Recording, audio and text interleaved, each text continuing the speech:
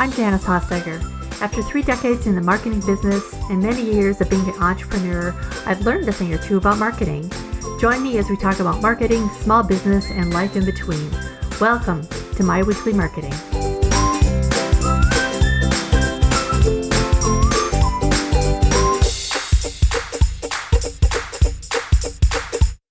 Welcome back to My Weekly Marketing.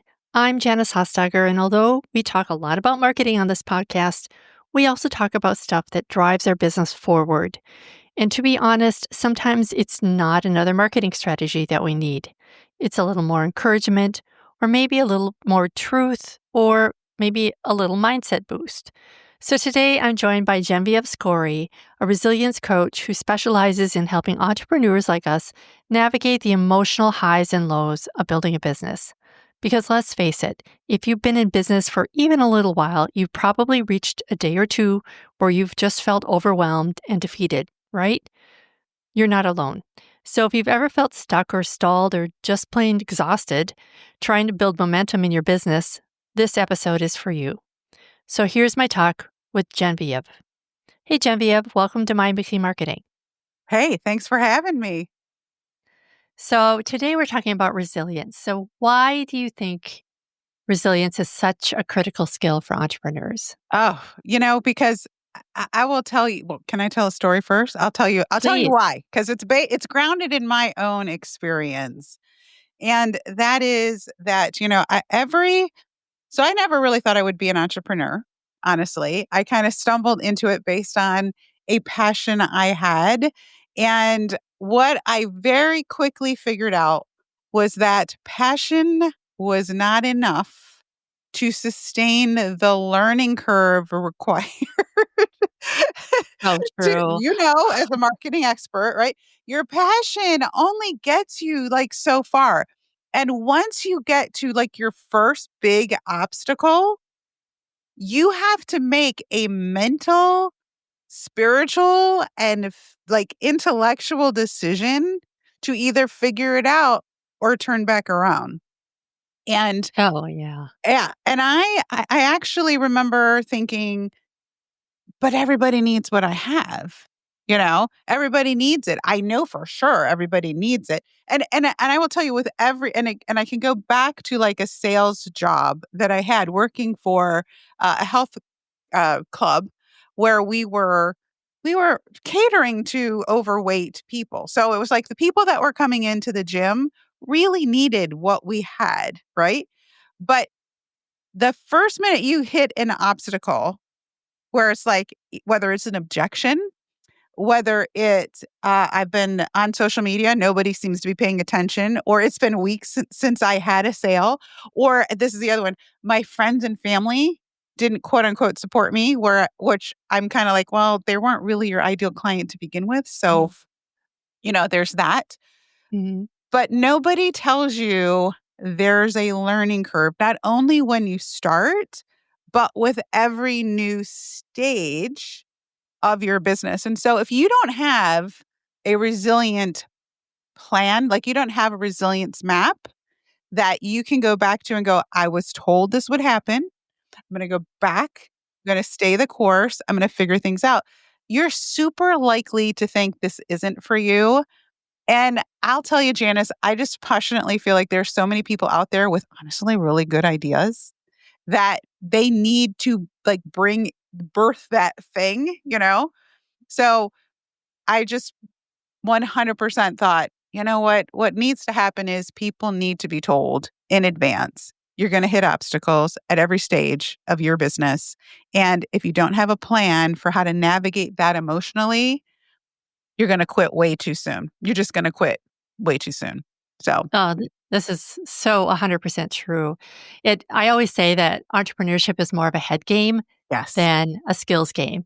Yes. It kind of reminds me of when I was learning golf. Right. I would do really well when I'd be like putting by myself or driving by myself, and I'd get out there in front of, my friends who were golfers and like, what do you call it? Divot every time. It was just like, because something about it, like you, if you don't anticipate that you're going to stumble at a certain point, you get into your head too much, I Yes. think. And I totally see that in business. Yes. And people start with a product plan. They start out with a product plan. They also start off, if they're lucky, with a marketing plan, which, you're out there singing the song all day, every day. So, Mhm. kudos to you, right? But nobody says, what you also need? You need a resilience map because as you go along here, you have to be bad in order to get good. Like nobody tells you that because especially if you're looking on social media, you're like, but look how successful everybody is. And I'm like, but Mhm. look at, you can't actually look at all of the behind the scenes trauma and learning and failing that transpired because everybody just wants to give you the highlight reel. This is my Totally. great business. And I'm like, okay, but it wasn't always great, was it? It just, Yeah. you know, it Yeah. wasn't. Yeah. Yeah. 100%. Yeah. That's why I wanted to have you on the podcast because I really want everybody to realize this, that it's not about just checking all the boxes and doing the work. It's like you have to be ready for that self-doubt, that imposter syndrome, the Yeah. criticism that can come on social media, the failures. I mean, you do. You have to know that they're out there. And I think that's why so this is my 3rd business technically. And my first one, I folded, like, you know, just right away. It was like, I don't like this. Mhm. And then, and then again, you start thinking, okay, I've got to have, a little more, a little tougher skin. I can do this time, and but you learn by doing it, and you learn from your failures. That's for sure. Yeah. Yeah. So, what is resilience mapping, Yeah. and like how is it different from like mindset work? It incorporates a little bit of mindset work because your brain is the single determining factor of whether you succeed or fail. Like I really believe that 90% of your success is tied to your brain, which by the Mhm. way is designed to keep you very comfortable. It Mhm. literally is designed to be like, "Janice, don't stay where you are in your house doing the things because we know that this will not kill us. So let's just stay here in safety." So the brain is actually wired for safety and not success. So mindset does come into play because part of your brain does need to be rewired, but resilience mapping is about starting the conversation from where do we want to go? Why do we want to get there? Like the really deep why. And I hate to use the word why because it's become such an overused word, but people use it very surface level ish. It's kind of like, well, I want this to work because and a lot of times it has to do with you. I want this to work because I don't want to have to work in corporate America. Mhm. I need this to work because, we need the extra income. Whatever it happens to be. Maybe you do have a really big mission. It's like, I need this to work because like the world needs to have what I have. Mhm. But that is the fuel of the business, which gets completely disregarded in your day to day activity. So, resilience mapping is about setting a really solid foundation emotionally and in some cases spiritually. I think that business is also a spiritual game in terms of like who you have to become. But there's also this sense of so I think of failure as unprocessed feedback. So when people Mm. fail, they very typically will say, "I'm terrible at this." And then they won't actually look at the very piece of feedback that will help them overcome whatever it is that they're experiencing. So it's like, well, nobody seems to want what I have. I feel like a failure. Your brain says, "Great. Let's go back to doing what we used to do. I told you this wasn't a good idea. when what you need to do is have systems in place that are like, okay, one, I know why I'm doing this. So some real deep work on this is why I'm doing it. Two, a strategy for how you're going to deal with failure.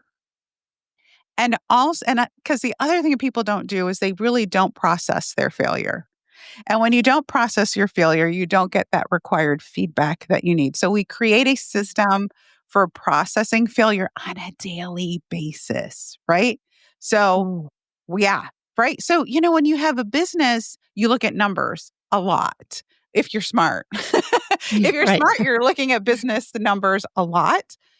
But this is like that soft measurement that never gets done. So what happens is you don't actually record your successes or your progress or your learning because you didn't get a sale. You didn't get an outcome that you measured based on a number. So we create this foundation. Why are you doing it?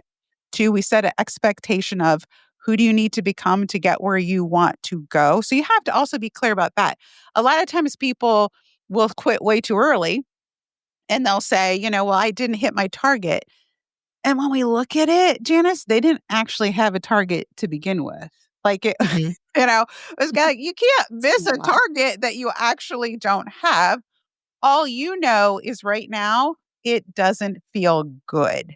So how are we going to how are we going to navigate those feelings of not feeling good? So when I have a failure framework that says, hey, listen, failure failure is one of three things. It was either something you didn't know. So a skill gap. Let's evaluate. Is it a skill gap? It might be an identity gap. Someone you weren't being. Someone you weren't being. So how did you show up in this failure? Is it skill? Is it identity? Or is it courage? There was something you didn't say that you needed to say. So when you look at, so we give people a framework for failure and processing their failure so that they can move on and go, oh my gosh, so okay, I feel like I failed. It was literally just a skill gap. Great. Where do we get that? Where do we get that? How can you practice that? And then how do you reward yourself? Because the other component of it is a lot of entrepreneurs are type A, Mhm. and we are running to the very next thing without fully processing the successes we had in the day. So So you true. don't have time to process. These are the things that went well. Your brain doesn't measure it's working. This is okay. This is safe. It feels good. Keep going. Okay, so it was a skill gap. Yes. What was number 2? Skill gap, identity gap, Identity courage gap, gap. courage gap, and then the 4th one, what was the 4th one you It just was said? 3. So it Oh, it was 3. Okay. yeah, you did something you didn't say or do Okay. or feel for the most part. Okay. Yeah. And if you Okay. look at it, it's true. Like, for example, when people talk about, I don't feel maybe I had a pitch. I got a sales pitch. I had a Mhm. pitch and they didn't close. Well, you can actually look at it from those 3 lenses and find out, like, was it something you didn't know? No, I did the pitch. I did it right. I presented it in a way that felt good. Great. Uh, how did you show up? How did you feel at the time? Well, I felt a little desperate. Like I literally was like, Mm, I needed them to buy from me. Right. And that energy is not like a CEO confidence energy. And your right. prospects feel that all the time. Yeah. Right. Yeah, yeah. So now you can work on that if that's a thing. Or in some cases, and this happens a lot, I know you know this in marketing, people don't actually close a sale. Like it's like I told you all the things, but I didn't actually tell you what your next step was Mhm. to be involved with me. And so when somebody feels like their failure has a system that they can process and learn from, it extends the life of their confidence. Now I'm like, okay, I learned something because confidence comes from competence. So if Right. we can get you to a place where you're like, I learned from my failure, You're going to increase your confidence as you go. But Hmm. most people don't talk about this. It's kind of like, just get out there and show up and, and I'm like, yeah, but if you're not learning, you know, Yeah. Yeah. Yeah. And I think that's very much a, I don't know, misnomer where if you have a failure, you just get back up again and keep moving forward without ever taking the time to say, why did this not go the way I wanted it to? right, right. Sorry. And My dog just came in. She, oh, it's she's all happy good. to see me, so she's running around. Sorry. No, I can't even hear her. So no worries. Um, Yeah, and we so all work alone, right? I don't know if you have a community, but a lot of entrepreneurs start off alone, and so nobody tells them.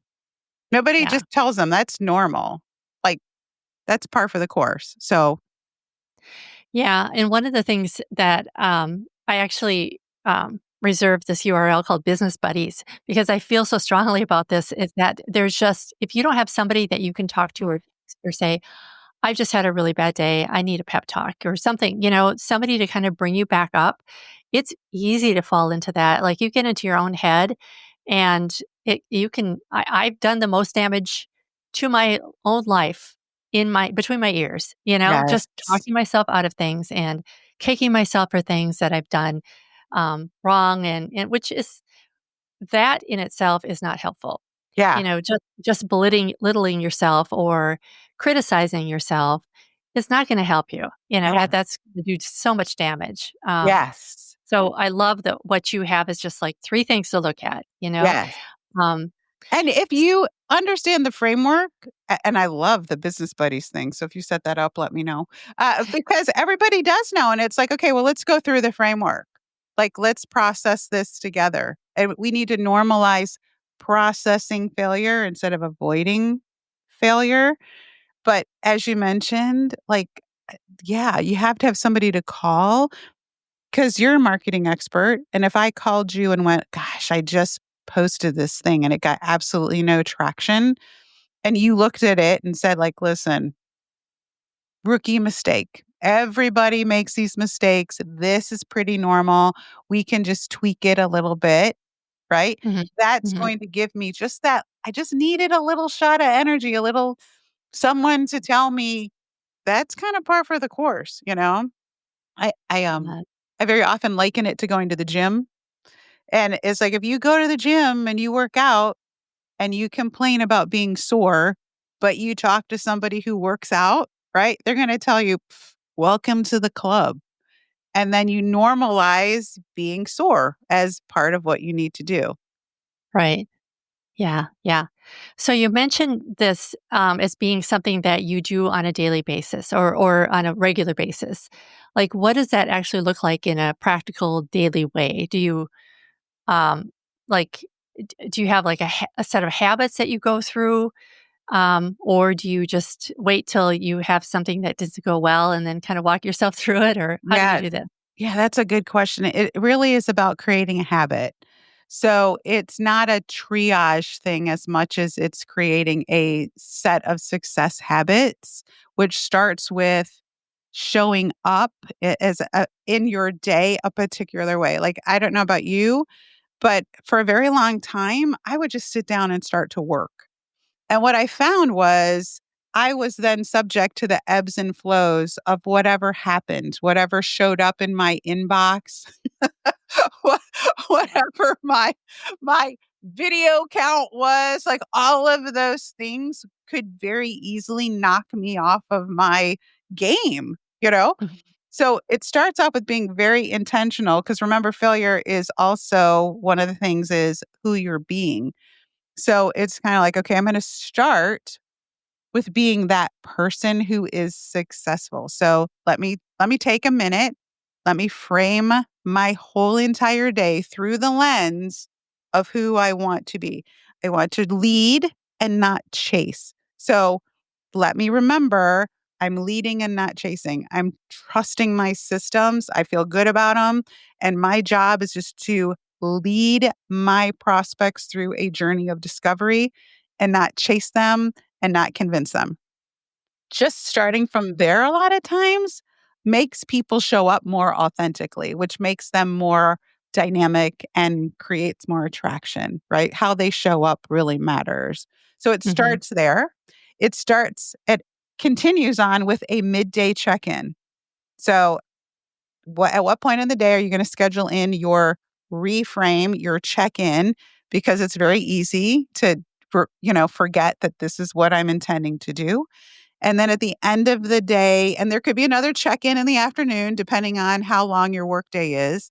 But at the end of the day, it's a measurement of what worked, why did it work, how did it feel, and then deliberately measuring your failures and processing them. So actually taking a look at your day, what didn't go well, and let me process my failures every day. That's where the courage comes in, right? Like taking a hard look and it's like, ooh, it's easier just to move forward. Much It easier. is. It is, but Yeah. it's kind of like, driving with a flat tire.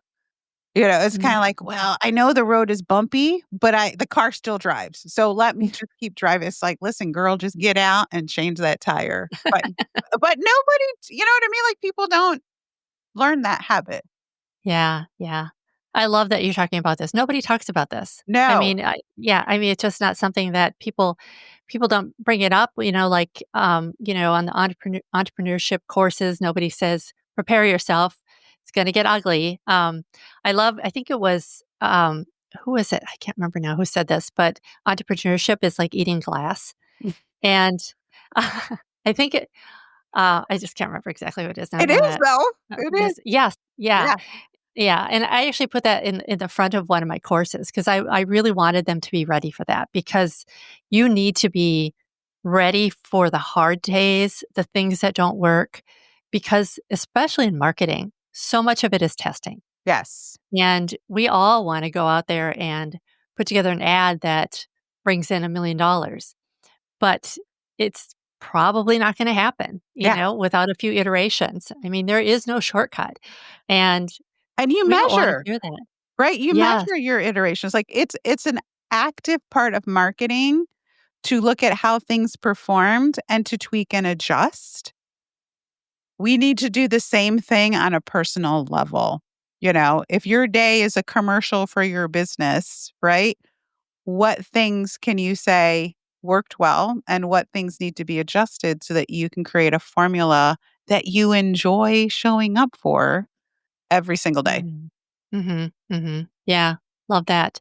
I think about, maybe you know this. Is there a point in time where we tend to kinda dip? I know, Brendon Burchard always talks about the messy middle, and I feel like I just knowing that there's a messy middle has kept me going sometimes, Is that true? I mean, kinda Yes. hard to tell, it's kind of a personal thing, but the middle is the Yeah. Well, so yeah, I've heard that. I've also heard it referred to as like the field of despair, where, Mm, and honestly, it's kind of like, well, here, and I think it happens regularly, to be honest. mhm, And and I think the more you experience it, the more you're actually growing. And so people that show up more consistently and are moving faster in their business are actually going to have more failure than people who don't. So people that have big goals actually need more emotional support because they're going to be bombarded on a daily basis with things that didn't work that they need to kind of work through. But if this is where you are, if you're starting at point A, you want to go to point B, it looks like this straight line, but the truth is there's a big valley or field of despair between mm, where you are and where you want to go because there are things you do not know. Otherwise, right, you'd already be there. And right. what we do is we glamorize the there and we disregard the value of the journey. Mm, I love that. I should embroider that on a pillow somewhere. Value the journey. There's Yes. much learning. And it is funny, and you know this as a marketer, it really is all about the hero's journey, right? Yes. Every hero started off as a zero. And the whole point of the movie, the whole point of the story is that person overcoming and becoming someone different. And in business, it's like if you want a sequel, you gotta master those skills for the first for the first movie. and then you got to take on another journey and master those skills and so on. And the longer you do it, I mean, do you remember? I remember being afraid of so many things that are now commonplace. But Yeah, yeah, you know what like you're like, oh, I remember when that was really scary. And now you're like, oh, girl, that's nothing. Wait till, yeah, you know. totally. Even podcasting.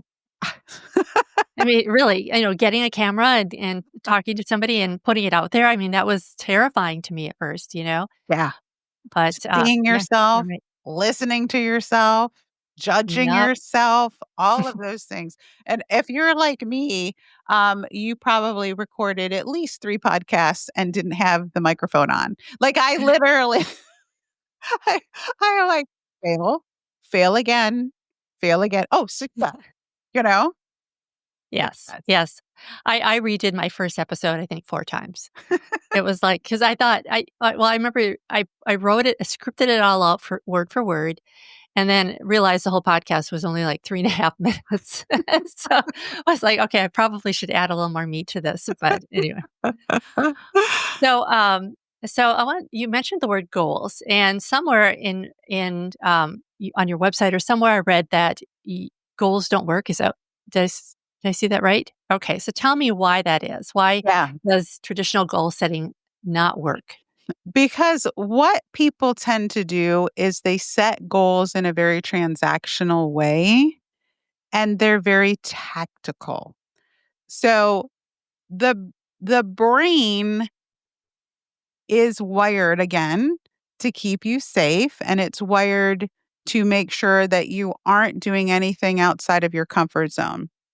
Goals actually are a really great idea when they're structured properly and they include things that aren't numeric. So a lot of times people are like, my goal is, $100,000 a month in sales. And until I'm at $100,000 a month in sales, I haven't reached my goal and therefore I am not successful. You just have to be very careful that you are including measurements around progress Mm, in the attainment of the goal, which most people they don't do. And then it becomes goal setting is no fun because I don't reach my goals. Goal setting isn't fun because it doesn't feel good to not reach your goals. And therefore, I'm not going to set goals or targets.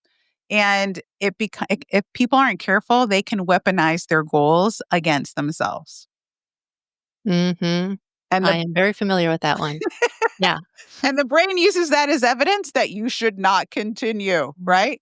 Yeah. Oh, Yeah. danger, Yeah. Will Robinson, stop setting goals.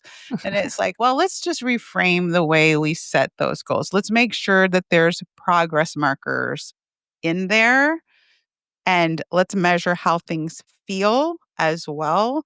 I'm a reformed toxic hustler.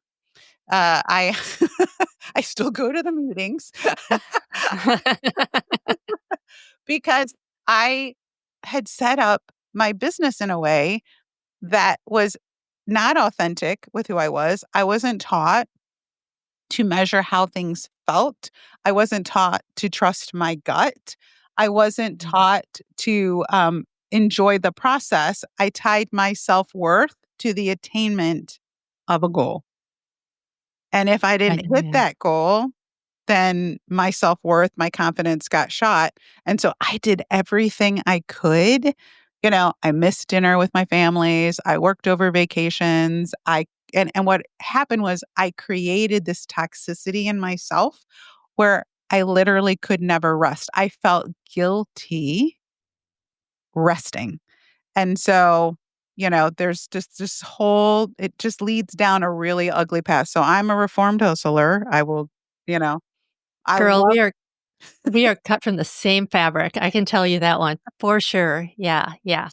it. Life is actually better on the other side. I'm like, oh my gosh, this is so much more fun. Like, my husband and I just took a trip to Vegas, and I've been to Vegas a million times for conferences that I ran and coordinated and spoke at, all the things. And I literally was like, I actually get to go and enjoy myself. This is a whole different Mm. experience. Mhm. So it Mhm. is about, you know, showing up, enjoying the process, and not everything being hustle, hustle, hustle, measure, measure, measure, attain, attain, attain. You are actually worthy and perfect the way you are.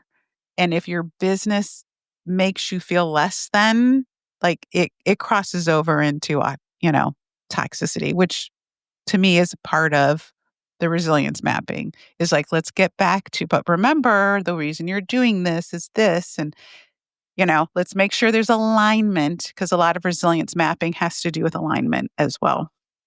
Mm. Interesting. Yeah, I mean, what you're saying about your trip to Vegas reminds me of, well, any trip I try and take because I never give myself. So I was was telling a friend that my goal was to take off 1 day a quarter. Um, Oh, and she's because I thought like I was super proud of that. I was like, I, I'm gonna take a day off. I've been there. I know. And she's like, "That's all?" I was Mhm. like, "Well, I thought that was doing pretty well." And and it's like because and it's so sad, right? Because when I did and we my husband and I just went to the beach. We live in, Austin, Texas, so the beach is like 3.5, 4 hours away. And, I took a Friday off to go do that. And when I say I take a Friday off, I just meant that I'm not in my office, but I still had my computer with me. I still had my iPhone going. Um, so it, but I realized that it just felt strange not working. It feels almost like like when you have a child and you feel guilty for going to work. Well, this is kind of how it was. Like I felt guilty for not being Yeah. in my office, like I was leaving my baby behind, Yes. it was a horrible place to be, a I, horrible mindset. But I think I need to go to those meetings that you're going to because I need. I'll Yeah, that, sponsor you. I'll sponsor you. thank you. You know, what was really interesting, Janice, was I went on my social media and I posted, I'm going to Vegas, and guess what's not with me for the first time in 10 years? My laptop is not Nice. coming with me. And I know, like, you feel this sense of panic. I've always felt this sense of like, I need to do enough. And like, here's the big deal. Rest in my head was always earned. It was not part of my Mm, strategy. mhm, mhm. Now rest is part of my strategy. Hmm. I love that. That is and cognitively, I understand that, and, and you do, like, even on Mondays, my head is so much clearer than it is on a Friday afternoon by a a long ways, and, so I know that just having a couple days or sometimes just 1 day to just clear my head and not think about work is so, invigorating for your creativity, for your clarity, so, so helpful. Yeah. So I love what you said too about that because I tend to like for next year, I'm like, all right, so I need to schedule like a few days off Yes. after my next launch, or something like that, or after this big project. But you're right, that's framing it as a reward. Um, so I just need Yeah. to prioritize my own self Yeah. care. So what Yeah. was interesting to me was I learned this a long time ago and I rejected it. Rejected it. Was that Mm, you need 2 days off in a row to increase your productivity. good to 2 know. 2 days in a row. So, if you have to start with 1, we'll accept that. But you really do wanna work up to 2 days in a row, no working. No working, Mm, just being, existing, recharging, you know, enjoying life. Like, right. there was that. I was like, "Wow, wow, Yeah. I'm missing Yeah. out on a lot by being so, um, you know, I don't wanna say assertive, but so goal-oriented." Like, that was it. Everything was about the Mhm. goals. So, Yeah, yeah. That is 100% how I'm built as well. It's just like it's what I think about when I'm on vacation. It's like, what goals Listen, can I set for put me on speed dial. I can talk you down. I'll talk you down. Like, "Janice, go have a beach time without your There you computer go. or your phone." It'll be Yeah, weird. yeah, It's weird at first because the brain yeah, said honestly, what's happening is your brain is saying, "This isn't safe." It's not yeah. safe to relax. It's not safe to be untethered to your phone. It's not s like, I used to have a watch that, buzzed me I stopped wearing my Apple Watch. Yep, got one right here. Yep. Well, and in the really interesting thing, not interesting, sad really, is it puts you at the edge of burnout. That And if you burned out, then it's pretty hard to get back from that. Um, not impossible, of course, but you really do need some serious downtime to take care of that. I had just finished a big project a couple weeks ago, something I've been working on since December of last year. And that first week when I did not have this project to work on, it was like my whole body was in a state of like not despair. It was like my body wanted to go. My body kept telling me to do these things. My head kept saying, "No, you can relax now. You should relax now. Read a book now." Something. And it was though, it was like I was not adjusted well because I was so used to that pace. It was sort of like when I was in college and you have finals week, right? And so you're cramming and you're up all night and you're eating poorly and you're not exercising and suddenly you're all done with finals and it's like, what do I do now? I know, right? you know, so, and We so I love women are that. women are good Yeah, at that.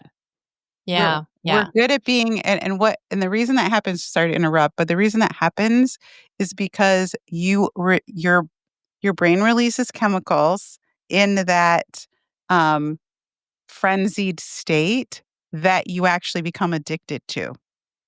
And so Mm, it it doesn't feel normal when it's not flooded with those chemicals any longer. So it's telling you like, "You better hustle. You better hustle because mm, I need mm, more of those chemicals." And it's like it's a total rewiring. It really is. It's a total rewiring because it does lead to burnout, and so many women and I think it's particularly, um, something women are more prone to because we have multiple roles. So we're already, like, I'm being a mom, I'm being a wife, I'm being an executive, or I'm being a mom, I'm being a wife, I'm being an entrepreneur. And you're always doing three things at once. Because I got to tell you, my mom radar never off, like right. never off. I'm always scanning the environment for my children and what's safe for them and where are they doing, what's going on. So I think we tend to be more prone to that. Yeah, yeah. That's absolutely true. So, moving back a little bit to goal setting, Yes. s well, this is all good stuff, very good stuff, and it's all integrated, and it's all important for sure. But so you recommend, uh, setting more achievable goals? Is that kind of what you said is like, which kind of goes against the message that we're getting all the time, which is aim high, Right. and Right.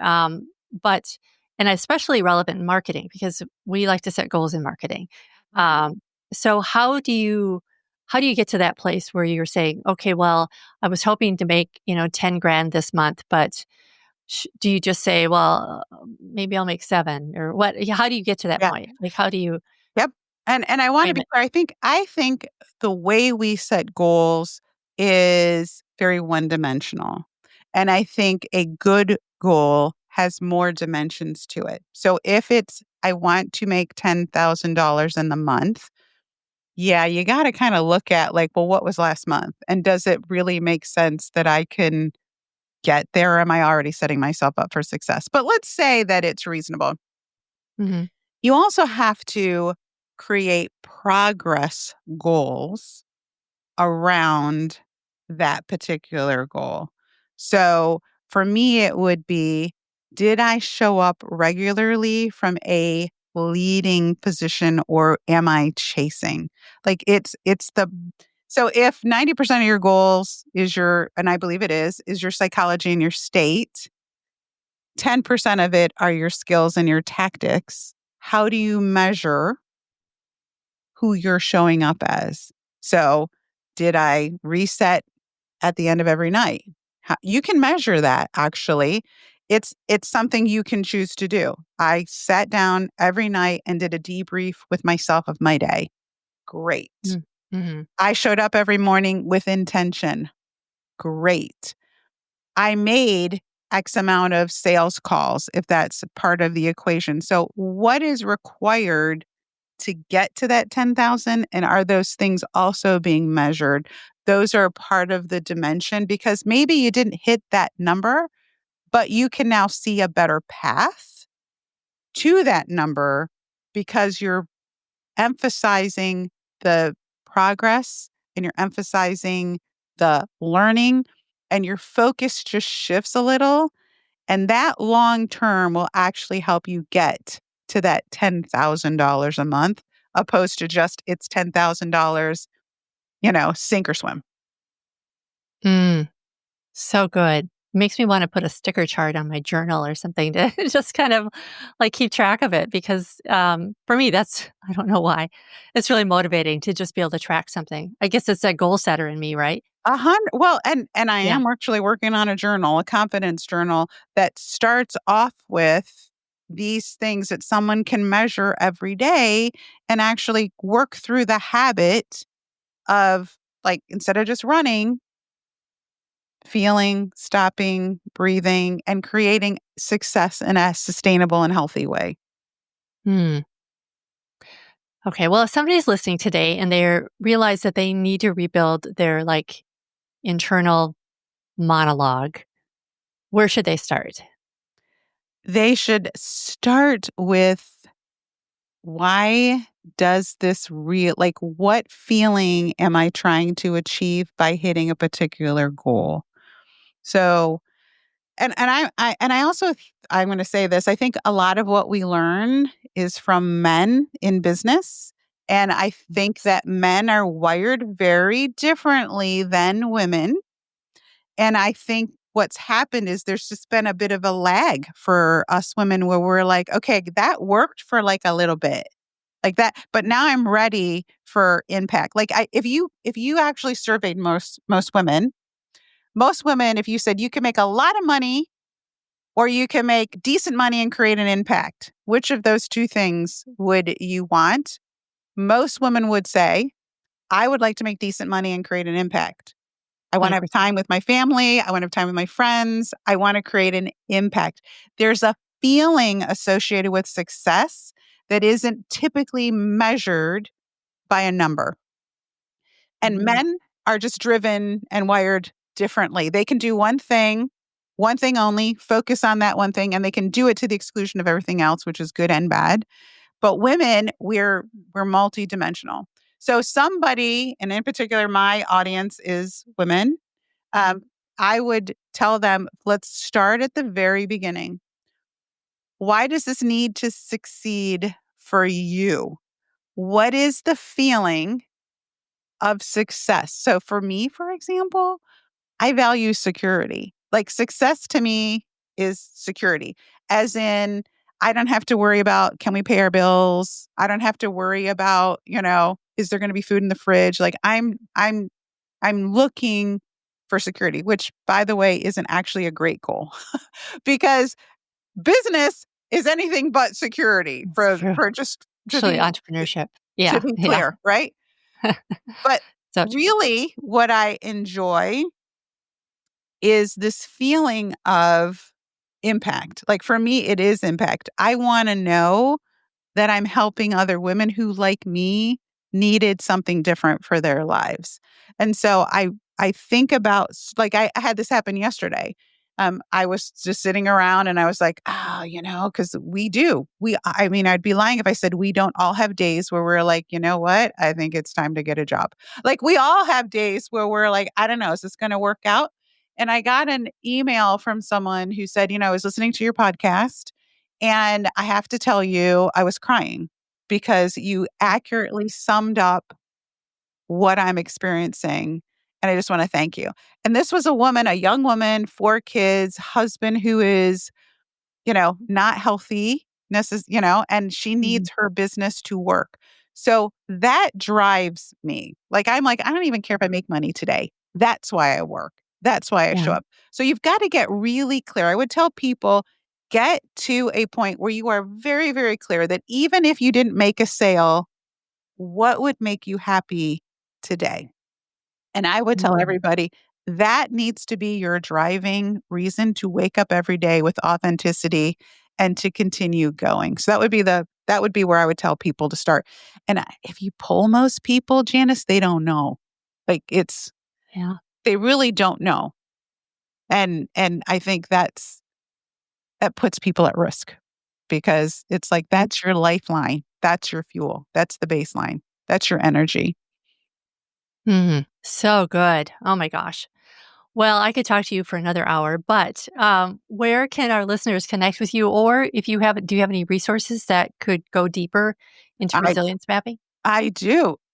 I have an imposter syndrome checklist for people that they can start with. So if they connect with me on any of the social media platforms and mention and I can send you a link you can put in the notes so people Yep. can just click right there and get the imposter syndrome checklist, which will reset why you're doing what you're doing and help you understand that you're actually doing the right things and how to stay on that path. But I'm out there as Genevieve_Skory on Instagram, on Facebook, and people can contact me there. And of course, I have a podcast that people can listen to called Fix This, Grow Fast. So Love it. yeah, Love it.